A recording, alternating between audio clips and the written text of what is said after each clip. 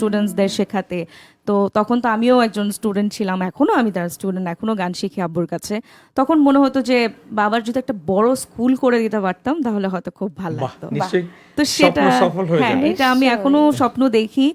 জানি না এটা একা সম্ভব কিনা, বা যেভাবেই হোক কোনো না কোনো সময় আমি চেষ্টা করব যে একটা স্কুল করে দিতে, যেখানে আব্বু ওখানেই গান শেখাবে, স্টুডেন্টরা থাকবে, আমিও মাঝে মধ্যে গেলাম।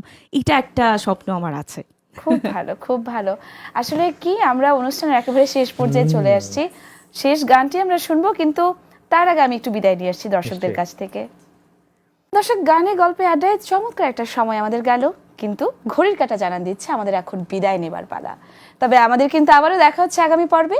সে পর্যন্ত সকলেই ভালো থাকুন, সুস্থ থাকুন, আর অবশ্যই সানরাইজ বেভারেজ প্রেজেন্টস মেলোডি মোমেন্টসের সাথেই থাকুন। ঝিলিক আপু, আমরা কিন্তু এর আগের বার যখন আপনাকে পেয়েছিলাম আমাদের সেটে, তখন আমরা একটা নজরুল সঙ্গীত শুনেছিলাম। আজকে আমরা একটু মুড চেঞ্জ করে রবীন্দ্রসঙ্গীত শুনতে পারি? কেন এরপরে নয়? কিন্তু আমরা পঞ্চকবির আরো বাকি তিনটাও হয়ে যাবে। হ্যাঁ, সেটাই।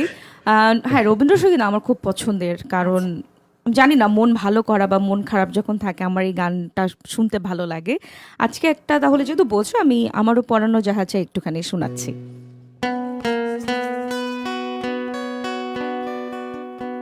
আমারও পরানো জাহাজে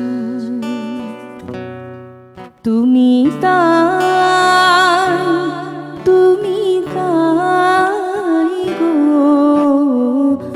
আমারও পরানো জাহাজে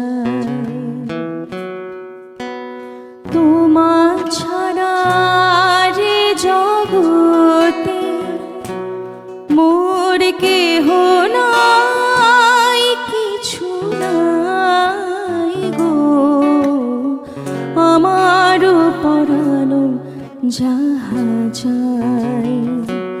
তুমি তাই, তুমি তাই গো, আমারও পরানো জাহাজাই।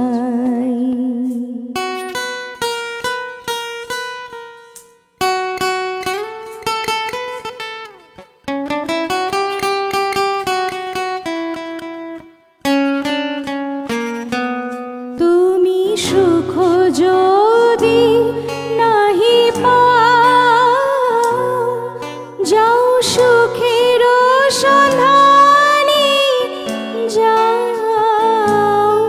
তুমি সুখ যদি নাহি পাও, যাও সুখের সন্ধানে যাও,